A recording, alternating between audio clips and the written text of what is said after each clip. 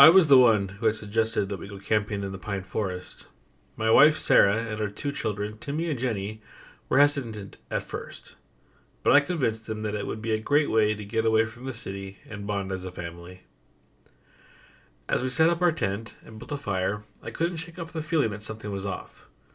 The forest was too quiet, too still, but I shrugged it off as just my imagination. As we settled down for the night, the rain started pouring down in sheets.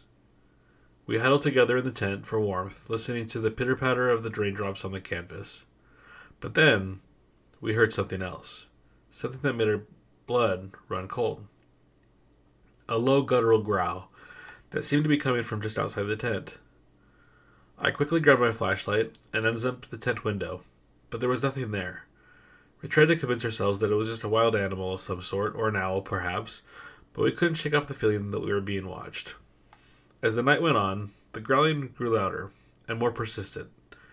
It seemed to be coming from all around us, surrounding us. We huddled together in fear, not daring to move. Just as I thought we couldn't take it any longer, a massive figure loomed out of the shadows in the moonlight against the tent. It looked like a Bigfoot. I peeked out the window again, and I could see its eyes glowing with malice. We screamed in terror as the creature began to walk towards the tent. We could hear its footsteps oozing in the mud. We tried to grab a couple things like a flashlight or our wallet as we ran out of the tent to our car, but the Bigfoot was hot on our heels. It was a race for our lives as we stumbled through the dark and stormy forest, the creature's growls growing louder and louder as it pursued us.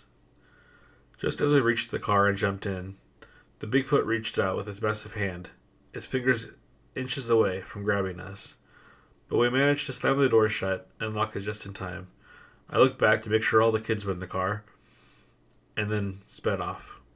We never looked back. I knew that the Bigfoot was still out there, watching us, waiting for its next opportunity to strike. We never went camping again.